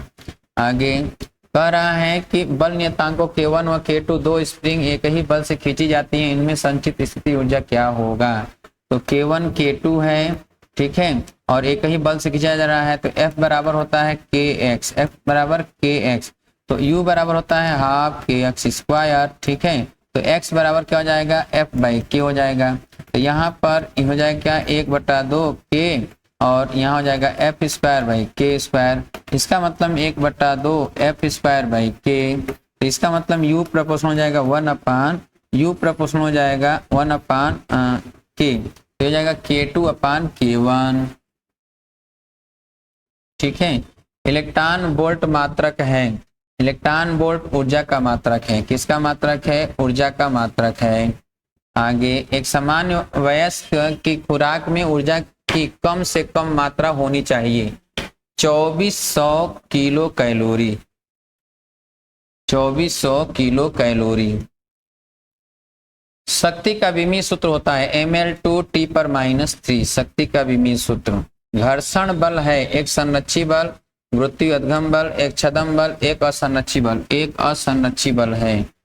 आगे 1 किलोग्राम द्रव्यमान के विलुप्त होने पर इसकी संगत ऊर्जा होती है, तो 1 किलोग्राम 9 × 10⁻16, 9 × 10⁻16, 8 दूना के 16, इतना जूल होगा mc² से।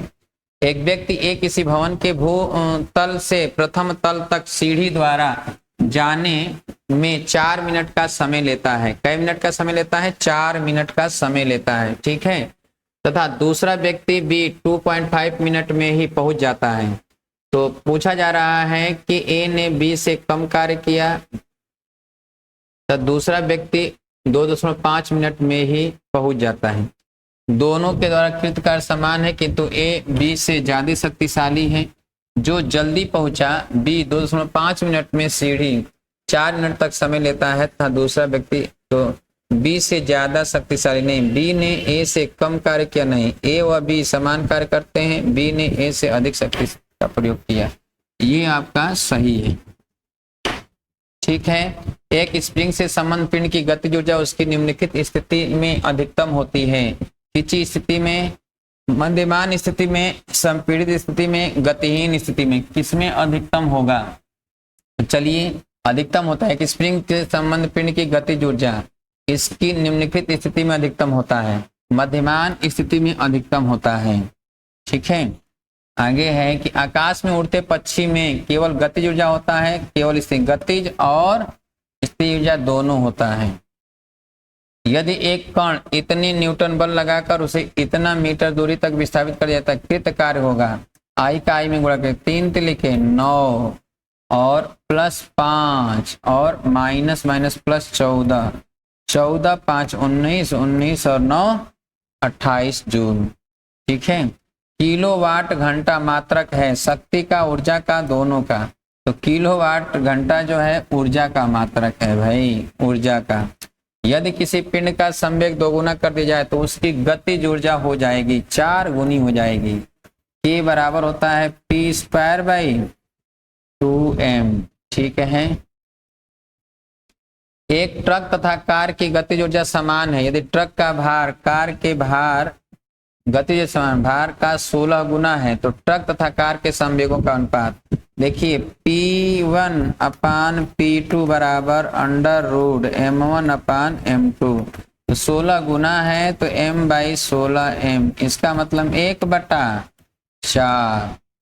आगे कह रहा है कि एक किग्रा के एक पिंड की गतिज ऊर्जा 200 जूल है, उसका वेग है। तो गतिज ऊर्जा 200 जूल है तो वेग कितना है? 1/2 mv² बराबर 200 जूल, तो v² बराबर 400, तो v बराबर 20 मीटर पर सेकेंड। ठीक है, आगे क्या कह रहा है? कह रहा है कि कार्य ऊर्जा प्रमेय प्रयुक्त होती है केवल असंरक्षी बल के उपस्थिति में, संरक्षी असंरक्षी दोनों के लिए, केवल घर्षण बल के उपस्थिति में, संरक्षी और असंरक्षी दोनों के लिए।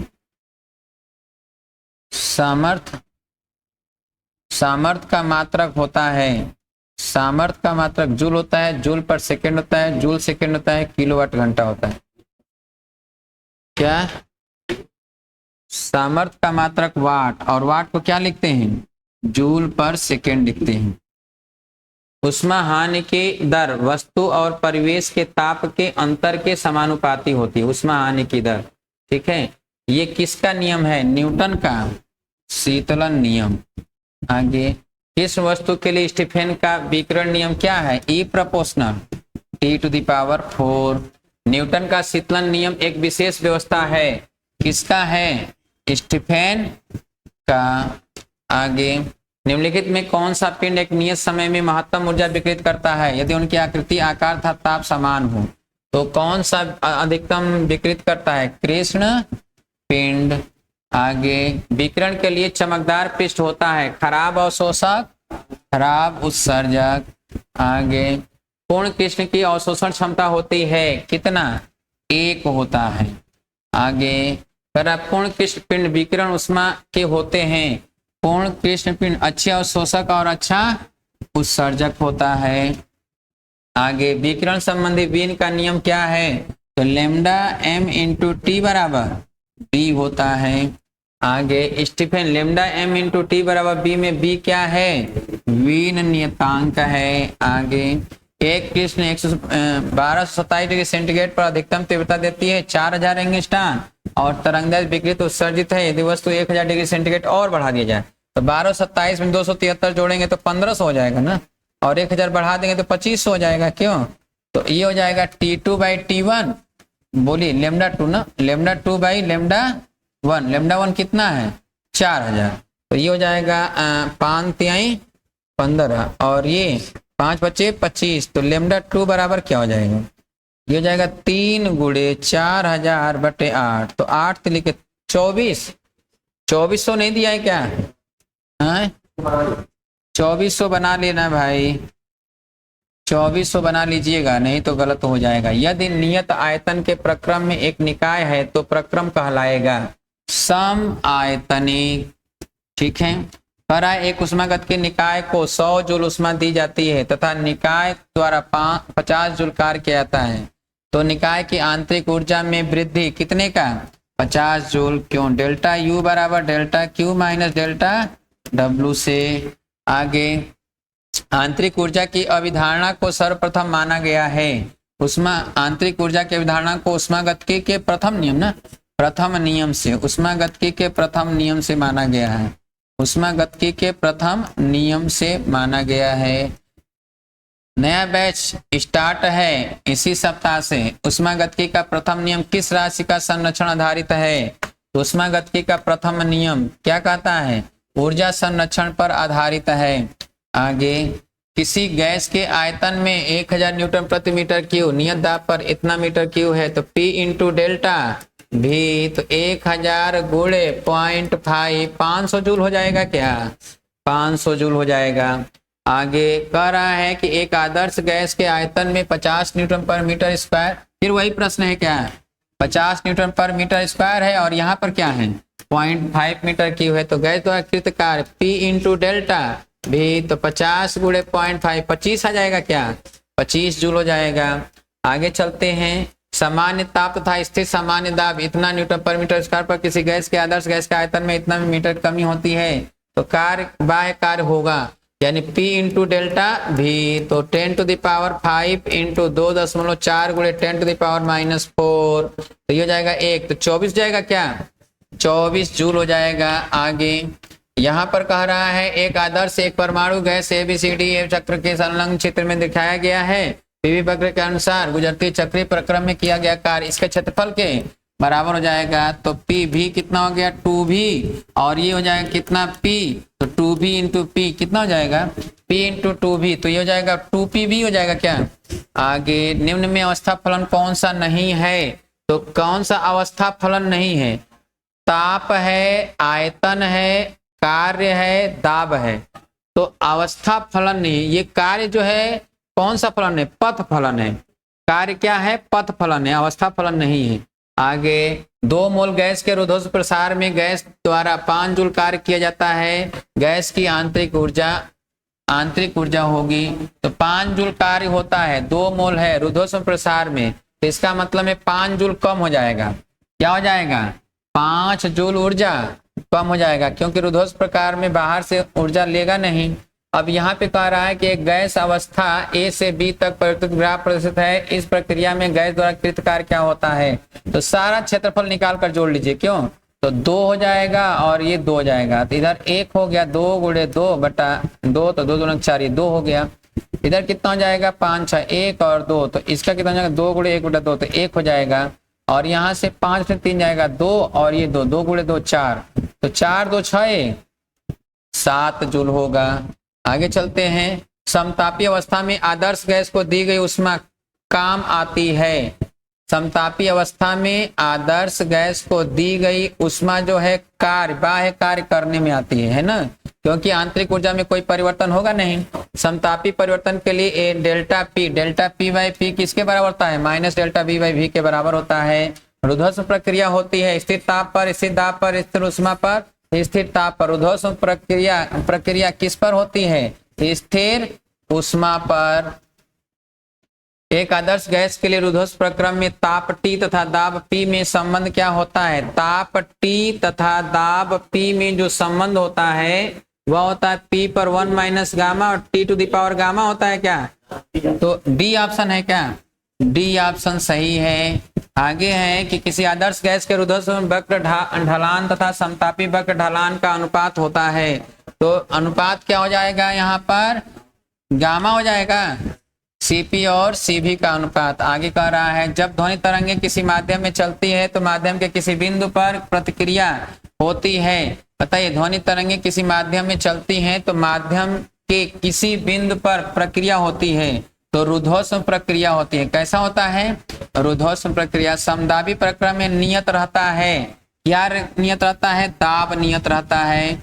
और कह रहा है कि संलग्न चित्र में पीवी ग्राफ दिया गया है, चक्रीय प्रक्रम दिखाया गया है। इस प्रक्रम के लिए देखिए ना यहाँ पर कैसे दिखाया गया है, ऐसे है क्या? ये शायद ऐसे है तो ये हो जाएगा V है और ये है P, तो ऐसे ये जा रहा है तो यहाँ पर कुल कार्य निकाय पर किया जा रहा है, कुल कार्य निकाय द्वारा किया जा रहा है। तो जब ये क्लॉकवाइज चलता है ना, क्लॉकवाइज चलता है तो निकाय द्वारा होता है, कुल कार्य निकाय द्वारा, और एंटी क्लॉकवाइज होता तो क्या होता, कुल कार्य निकाय पर किया जाता है। एक मोल एक परमाणु गैस गामा बराबर 5/3 को एक मोल द्वि परमाणु गैस गामा बराबर 7/5 के साथ मिला दी जाती है। मिश्रण का गामा क्या हो जाएगा, तो यहाँ पर गामा कैसे निकलेगा, तो यहाँ पर निकलेगा 1 × 5/3 और प्लस 1 × 7/5 और बटे क्या 1 + 1 2। अब इसको करिए कितना आएगा 1.5 1.5 कर लीजिएगा। आगे जब एक द्विपरमाणुक आदर्श गैस को स्थिर दाब पर गर्म किया जाता है तो दी गई ऊष्मीय ऊर्जा का कितना भाग निकाय की आंतरिक ऊर्जा में वृद्धि करता है, तो कितना भाग निकाय की आंतरिक ऊर्जा को वृद्धि करने में चला जाएगा। भाई यहाँ पर जो है द्विपरमाणु गैस है ना, तो द्विपरमाणुक गैस में 7/5 हो जाएगा, क्या 7/2 हो जाएगा और 5/2 हो जाएगा, यही होगा ना। तो 7 और 5 का अनुपात हो जाएगा क्या 5 संबंधी 7। कितना भाग निकाय का आंतरिक ऊर्जा में वृद्धि हो जाएगा, तो 5 संबंधी 7 हो जाएगा। एक आदर्श गैस को प्रक्रम ABCA द्वारा प्राप्त किया जाता है जैसा कि चित्र में दिया गया है, ठीक है। तो पूरे प्रक्रम में गैस को दी गई कुल ऊर्जा 5 जूल है, तो गैस द्वारा प्रक्रम C से A तक में किया गया कार्य कितना होगा, C से A तक में किया गया कार्य तो 5 जूल इतना है, ठीक है। तो 5 इधर भी हो जाएगा और जो इधर बचेगा तो अब इधर कितना हो जाएगा, अब ये 1 है 2 है तो 1 1 तो 5 ये भी, तो 5 5 कितना होगा, नहीं 5 और 10 15 जूल हो जाएगा क्या, ये -15 जूल हो जाएगा, -15 जूल होगा, ठीक है। एक आदर्श गैस के किसी प्रक्रम में dW 0 है, dQ 0 से कम है। देखिए 0 से कम है इसका मतलब है कि ताप में ताप घटेगा, आयतन घटेगा। भाई कार्य शून्य है, कार्य तो शून्य है लेकिन उष्मा ले रहे हैं तो उष्मा कहाँ से लेंगे, आंतरिक ऊर्जा से लेंगे, ताप घटेगा। आगे कह रहा है कि एक गैस के दिए गए द्रव्यमान को प्रक्रम 1.2 और 3 के द्वारा, यहाँ पर दिया है 1 2 तथा 3 के द्वारा प्रसारित किया जा रहा है W1 W2 W3।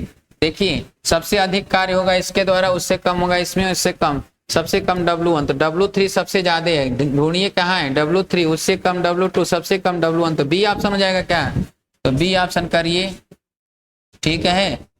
बी और डी दोनों है क्या, बी और डी दोनों दिया है, कोई बात नहीं। चलिए यदि किसी प्रक्रम के दौरान निकाय के दाब तथा आयतन दोनों बढ़ रहे हो तो ऐसा प्रक्रम संभव नहीं है।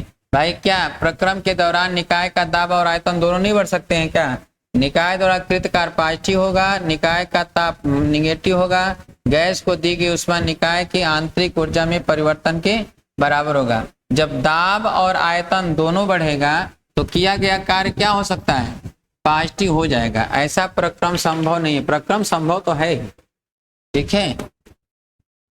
चलिए आगे चलते हैं। वायुमंडलीय दाब पर जल को गर्म करना एक, वायुमंडलीय दाब पर जल को गर्म करना समदाबी प्रक्रम होगा ना, क्या कहलाएगा, समदाबी प्रक्रम। आगे एक आदर्श गैस की निश्चित मात्रा का चक्रीय प्रक्रम दिखाया गया है पीवी ग्राफ, और इसको देखकर पीटी ग्राफ बनाना है। देखिए ये A से B तक समतापी है और B से C तक आपका समदाबी है, ठीक है, समदाबी है, लेकिन इसमें क्या है संपीड़न हो रहा है, और इसमें क्या है सम आयतनिक है, C से A सम आयतनिक है। तो P और T में ग्राफ दिया गया है नीचे। तो चलिए पहले A से B वाला ढूंढ लेते हैं। A से B में ताप नियत होगा, तो A से B में यह ताप बढ़ रहा है, गलत। A से B में ताप बढ़ रहा है, गलत। A से B में भी ताप घट रहा है, गलत। तो बस एक बच्चा सही कर दो, ठीक है। एक आदर्श गैस की होती है केवल एक विशिष्ट ऊष्मा, केवल दो विशिष्ट ऊष्मा, अनंत विशिष्ट ऊष्मा, विशिष्ट ऊष्मा नहीं होती है। आदर्श गैस में कितनी विशिष्ट ऊष्मा होती है, 2 होता है। संलग्न चित्र में किसी गैस के लिए 2 प्रक्रम A व B से प्रदर्शित किए गए हैं, डेल्टा Q तथा डेल्टा Q1, डेल्टा Q1 और डेल्टा Q2 लिख दें। चलिए दोनों प्रक्रम के अवशोषित उष्माएं हैं तो संबंध सही होगा।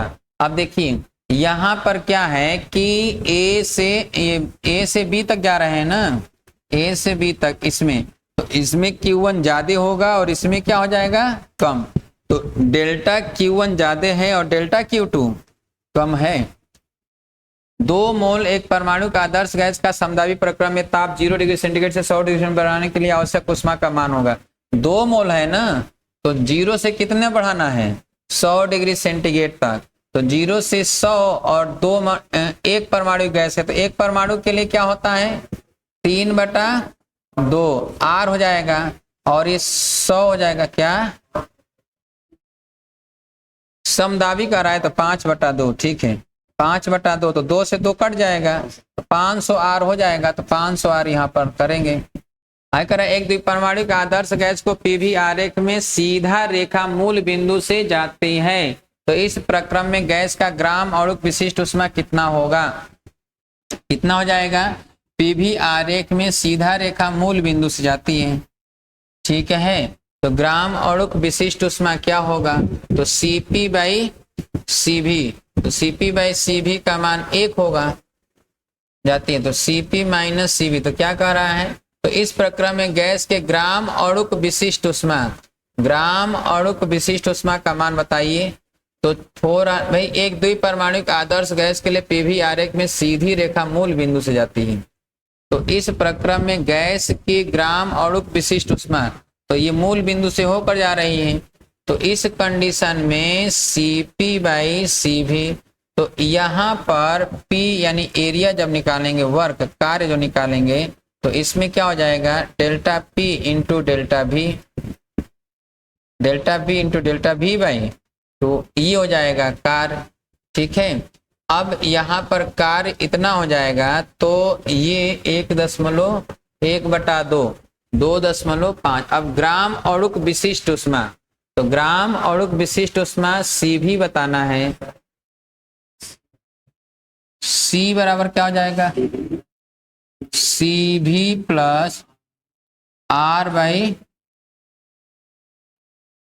माइनस n, तो n का मान -1 रख दें, तो -1 रख देंगे तो कितना हो जाएगा 2, तो ये हो जाएगा Cv का मान हो जाएगा कितना, यहाँ पर क्या है द्विपरमाणु है ना, तो 5/2 R और प्लस जाएगा R/2, ठीक, तो ये हो जाएगा कितना 6/2 R, 3R हो जाएगा क्या, तो 3R लगा दीजिए, ठीक है।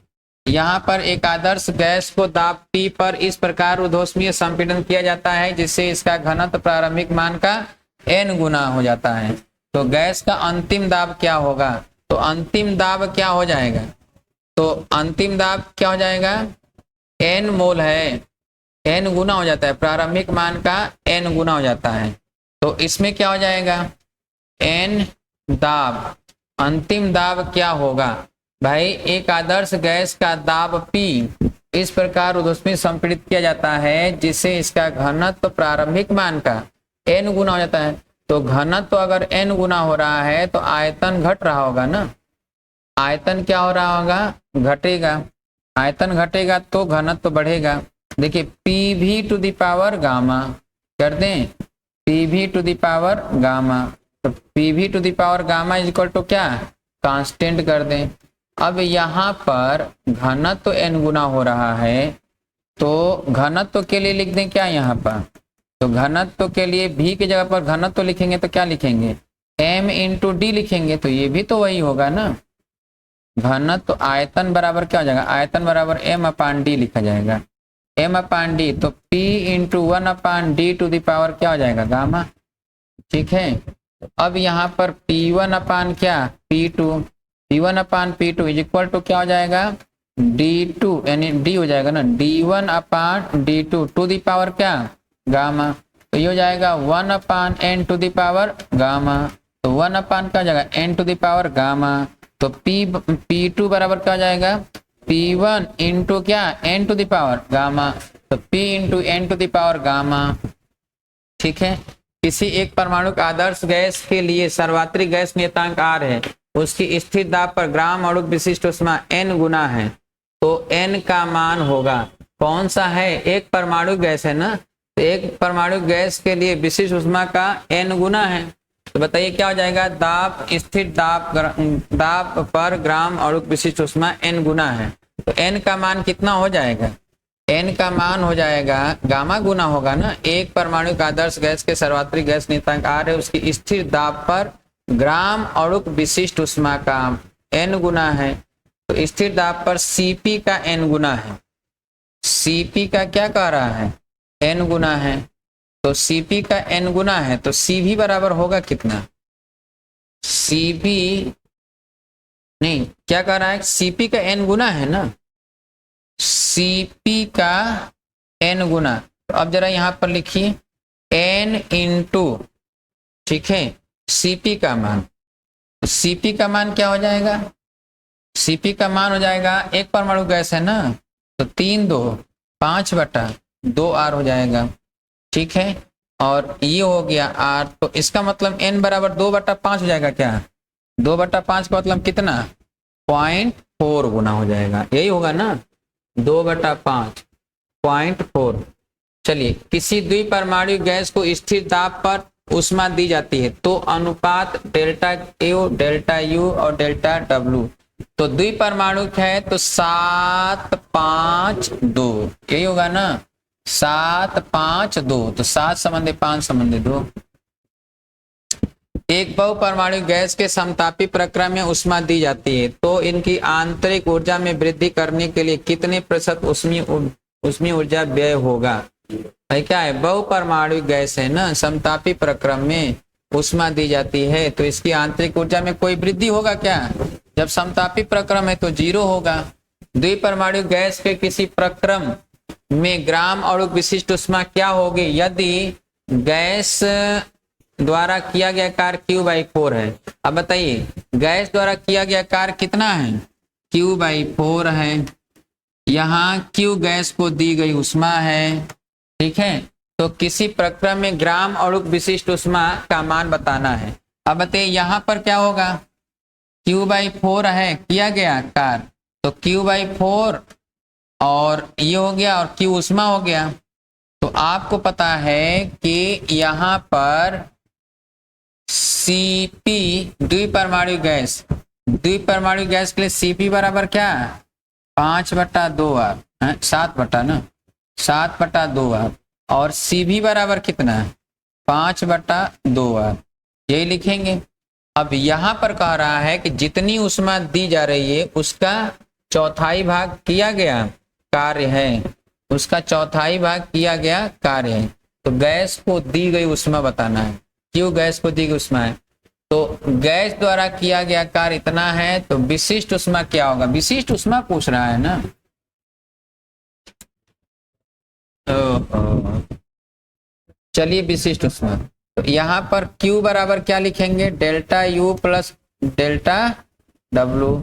तो Q है ही, ठीक है, और डेल्टा U हो गया प्लस ये कितना है, Q/4 है, यही तो है।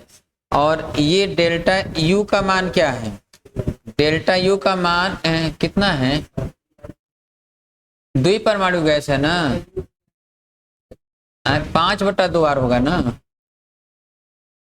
यहाँ पर डेल्टा U का मान 5/2R और ये Q हो गया, तो Q इधर आ जाएगा, तो क्या हो जाएगा 3Q/4, 3Q/4 हो गया। तो 3Q/4 बराबर कितना, 5/2R, यहाँ 2 दूना के 4, 2 5 10, 10/, तो Q बराबर हो जाएगा 10/3R, 10/3R दिया है, 10/3R हो जाएगा। कह रहा है किसी पिंड का जड़त्व आघूर्ण निर्भर नहीं करता है, किस पर निर्भर नहीं करता है, द्रव्यमान पर, घूर्णन अक्ष के परितः द्रव्यमान वितरण पर, घूर्णन अक्ष की स्थिति पर, कोणीय चाल पर नहीं निर्भर करता है। आगे कह रहा है SI मात्रक पद्धति में जड़त्व आघूर्ण का मात्रक होगा, क्या होता है, किग्रा/मीटर स्क्वायर होता है।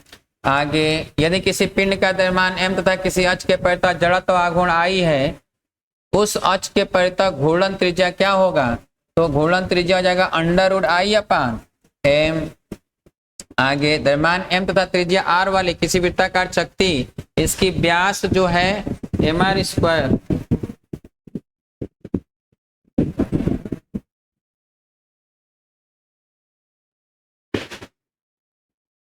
अब हम लोग जो है लगभग टारगेट को पूरा करते हुए। हैं कितने क्वेश्चन है? 13। लक्ष्य पूरा हो जाएगा आज। कै बज गया? 8:30। कै घंटा हो गए? 12 घंटा 58 मिनट हो गया। 13 घंटा। बहुत मेहनत करवा लिए आप सब, है ना? बहुत मेहनत करा लिए।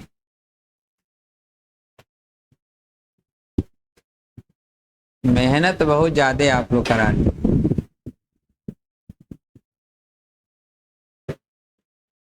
चलिए, द्रव्यमान m तथा त्रिज्या r वाले किसी वृत्ताकार शक्ति का इसके व्यास के परितः जड़त्व आघूर्ण क्या होगा? तो व्यास के परितः चकती है क्या? चकती है तो mr²/4 होता है। ठीक है, mr²/4 जब ये है तो इसके परितः घुमाएंगे तो mr²/4। द्रव्यमान m तथा त्रिज्या r के गोलीय कोष का व्यास के परितः जड़त्व आघूर्ण होता है। गोलीय कोष होगा तो 2/3 mr² होगा, 2/3 mr²। द्रव्यमान m तथा त्रिज्या r के ठोस गोले का उसके व्यास के परितः जड़त्व आघूर्ण, ठोस गोला है तो 2/5 mr²। अब आगे कह रहा है कि यदि एक ठोस गोले का द्रव्यमान m तथा त्रिज्या r हो तो उस गोले के पृष्ठ के किसी बिंदु पर खींची गई स्पर्श रेखा परितः गोले के जड़त्व आघूर्ण क्या होगा? तो भाई ये गोला है और यहाँ पर स्पर्श रेखा खींच दिया जाए, इसके परितः कह रहा है 2/5 mr² और प्लस mr² जोड़ देंगे। क्यों? तो ये हो जाएगा क्या? 5 2 7, 7/5, 2/5, 7/5 mr², तो 7/5 mr² हो जाएगा। आगे कह रहा है समान द्रव्यमान व समान मोटाई की दो चकतियों के पदार्थ के घनत्व d1 व d2 है। ज्यामितीय अक्ष के परितः उनके जड़त्व आघूर्णों का अनुपात होगा।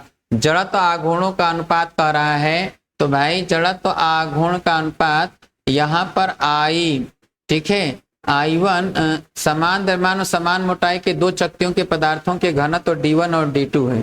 ठीक है, ज्यामितीय अक्ष के परितः जड़त्व आघूर्ण का अनुपात होगा तो I1/I2। तो I1/I2 जो है mr1² बटे mr2², समान मोटाई mr2²। तो अच्छा यहाँ पर देखिए m क्या हो जाएगा? तो πr² into rho, πr² into rho into d, और ये भी हो जाएगा r1 का square, pi into r² r2² into रो2, यहाँ रो1 इंटू d इंटू r2²।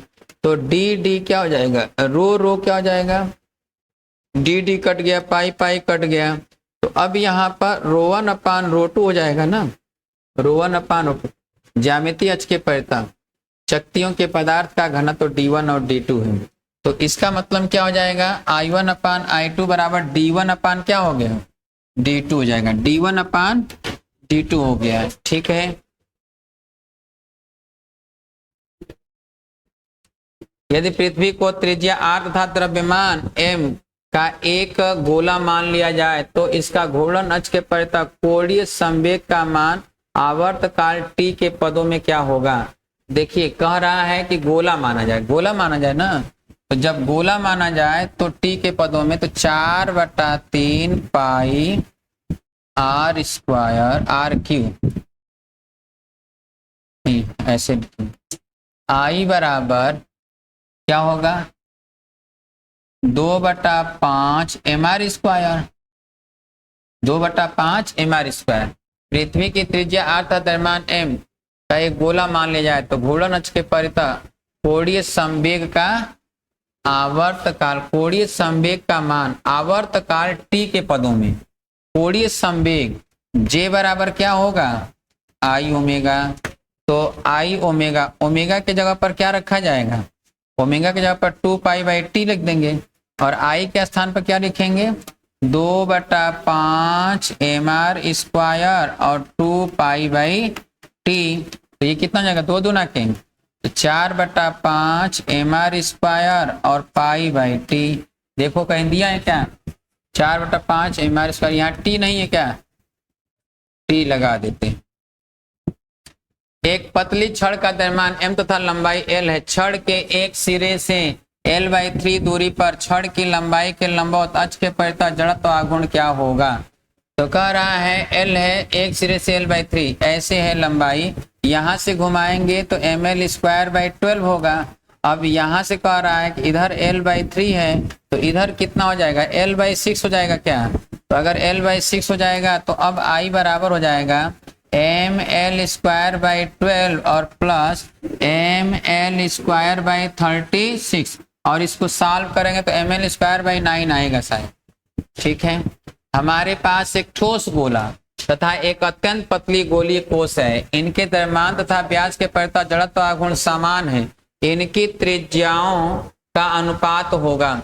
देखिए कह रहा है हमारे पास एक ठोस गोला तथा एक अत्यंत पतला गोलीय कोश है। इनके द्रव्यमान और व्यास के परितः जड़त्व आघूर्ण समान है। जड़त्व आघूर्ण क्या है, समान। तो I1 बराबर I2 है, तो इनकी त्रिज्याओं का अनुपात, तो I1 इंटू I2, द्रव्यमान भी समान है। तो ये m कितना हो जाएगा, जड़त्व आघूर्ण गोला है ना, तो गोला का 2/5 mr² और यहाँ पे हो जाएगा क्या, 2/3 mr²। m कट जाएगा। अब r1²/r2² बराबर हो जाएगा, ये 2 से 2 कट जाएगा, 5/3, तो √5/√3 हो जाएगा। कह रहा है त्रिज्या r की गोलीय कोश की व्यास के परितः घूर्णन त्रिज्या होती है। तो व्यास के परितः घूर्णन त्रिज्या कितनी होती है, व्यास के परितः घूर्णन त्रिज्या, गोलीय कोश है ना, तो गोलीय कोश है तो m² बराबर 2/3 mr², m कट जाएगा, k बराबर √2/3 r, तो √2/3 r।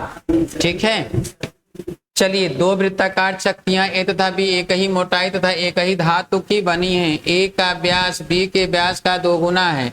केंद्र से गुजरने वाली तथा तल के लंबवत अक्ष के परितः ए का जड़त्व आघूर्ण बी की तुलना में होगा 2 गुना, 8 गुना, 4 गुना, 16 गुना। दो वृत्ताकार चक्तियां हैं, ए तथा बी एक ही मोटाई तथा एक ही धातु की हैं। ठीक है, तो देखिए I1/I2 बराबर लिखा जाएगा m1r1² बटे m2r2²। ठीक है, चलिए वृत्ताकार चक्तियां के लिए तो m1 के लिए क्या लिखेंगे, m1 के लिए लिखा जाएगा πr1² इंटू डी।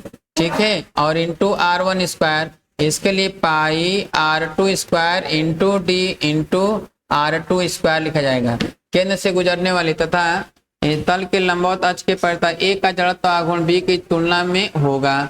तो अब देखिए ना, यहाँ पर पाई से पाई कट जाएगा।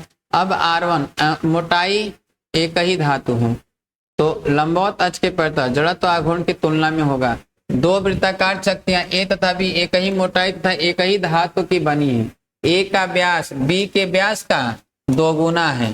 तो देखिए यहाँ पर r1⁴/r2⁴ है, तो b के व्यास का 2 गुना है, यानी यहाँ पर 2 बटा कर लीजिए क्या, 1⁴, तो 16/1 हो जाएगा क्या, तो I1/I2।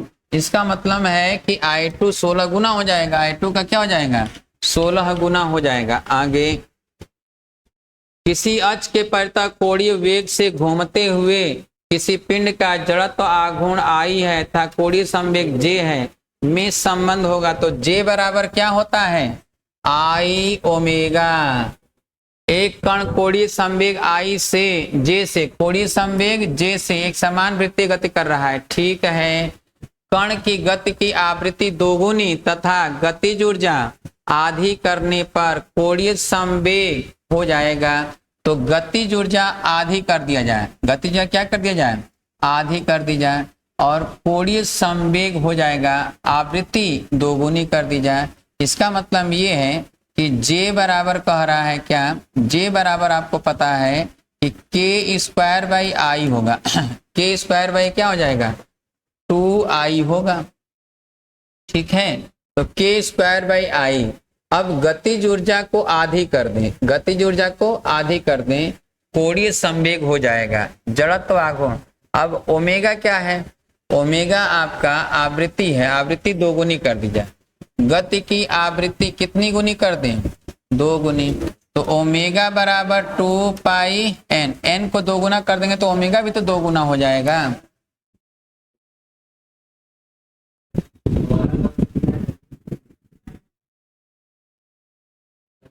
सौम्या वर्मा कौन है?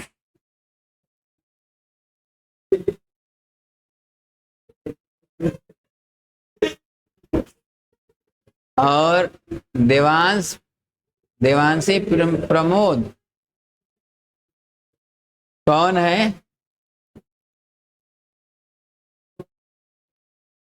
तो ये जो है सौम्या वर्मा,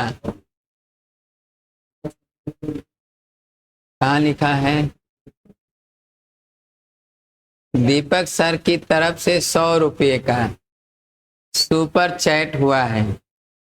दीपक जी को बहुत बहुत धन्यवाद, और सौम्या जी आपको भी धन्यवाद।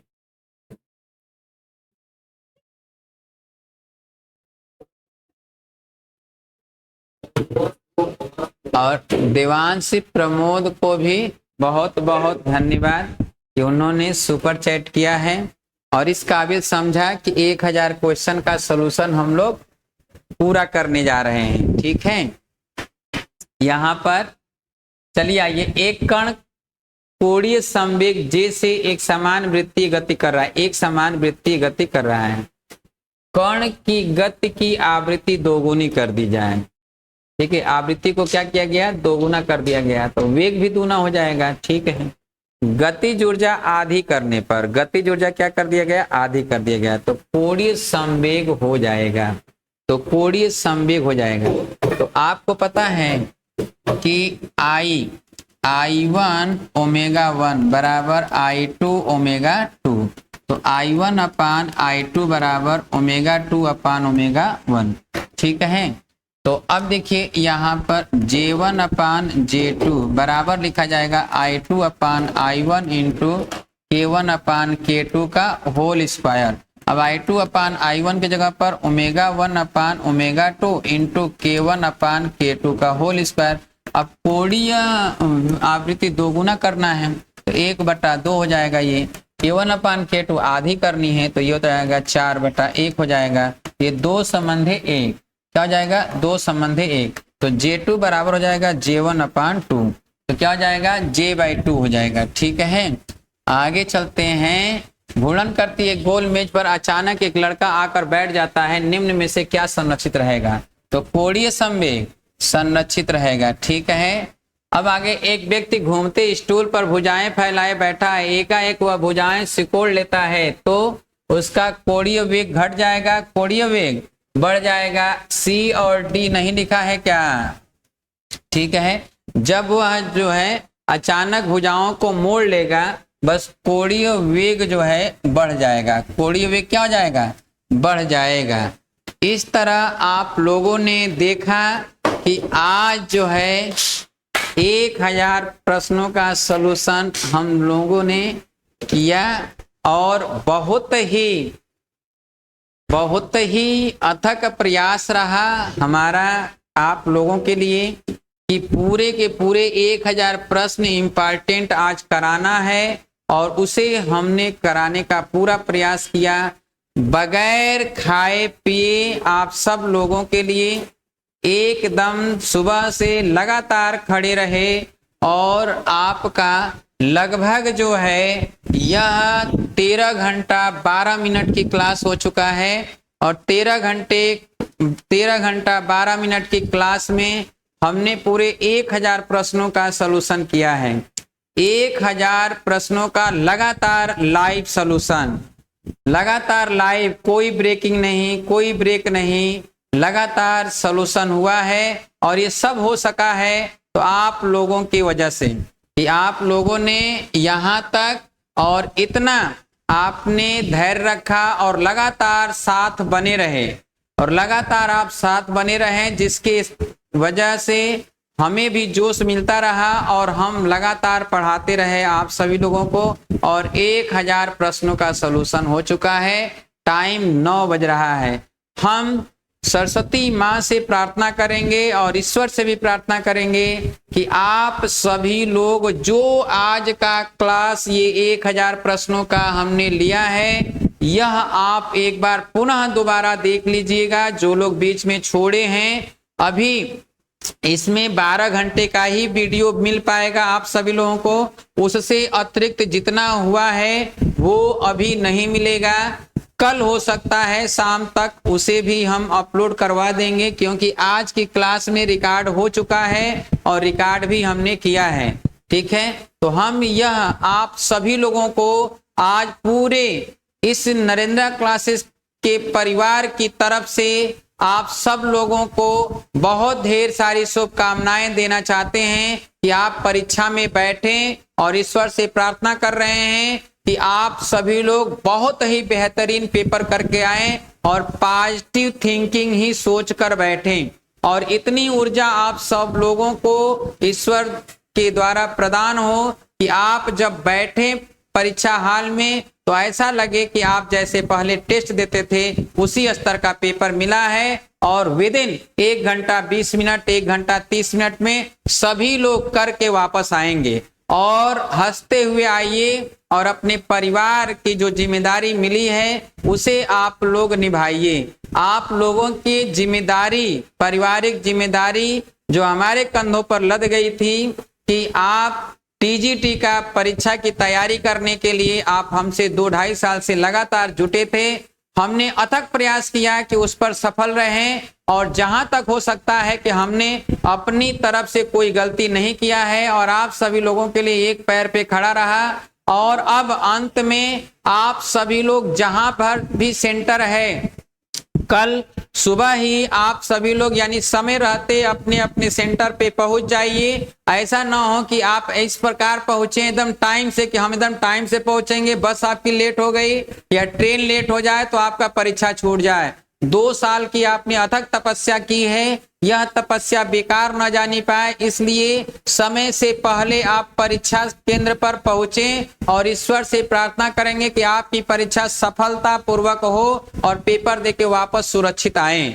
ठीक है, और यहाँ पर हम इस क्लास के माध्यम से कहना चाहेंगे आप सभी लोगों को, कई दिनों से अनाउंस चल रहा है, जिसको भी यहाँ पर सुरक्षित आना है वे लोग पहले ही वह सूचित कर दें, तभी व्यवस्था उनकी कल हो पाएगी, अन्यथा कल व्यवस्था नहीं हो पाएगा। ध्यान रखें, आज जो लोग सूचित कर देंगे उतने लोगों की व्यवस्था कल हो पाएगा, अन्यथा नहीं हो पाएगा व्यवस्था।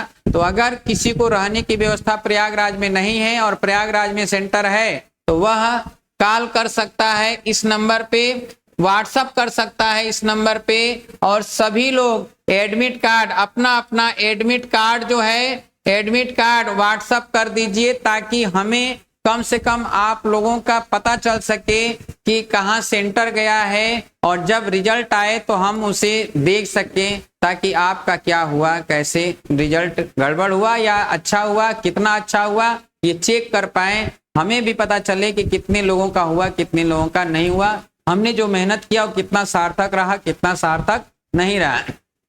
और जितना भी प्रश्न कराए गए हैं आसान आसान प्रश्न, आप गलती मत करिएगा, आसान प्रश्न ही आएंगे परीक्षा में, कठिन प्रश्न एक भी नहीं आएगा, और जितना आप करेंगे वही आप ही सबसे ज्यादा करेंगे, ये मानकर परीक्षा हाल में आप सॉल्यूशन करिएगा।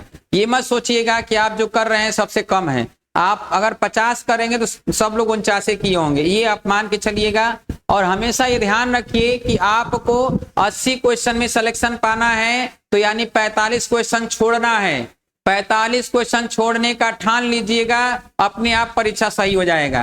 अब ये नहीं कि 2-4-10 से गलत हुआ या नहीं आया आपको तो आप होपलेस हो जाइए। 45 छोड़ना है, छोड़ने की आदत अगर आप डाल लेंगे तो परीक्षा में सफल होकर आएंगे। ठीक है, तो हम एक बार पुनः सरस्वती माँ से और ईश्वर से प्रार्थना करेंगे कि आप लोग सुरक्षित अपने परीक्षा हाल में पहुंचे और परीक्षा देकर वापस आए। जय हिंद। सभी लोगों को शुभ रात्रि और राधे राधे।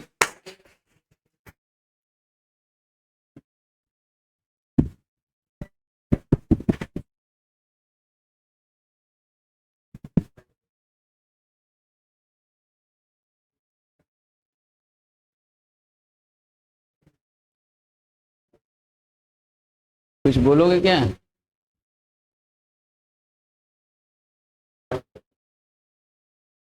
बंद करें।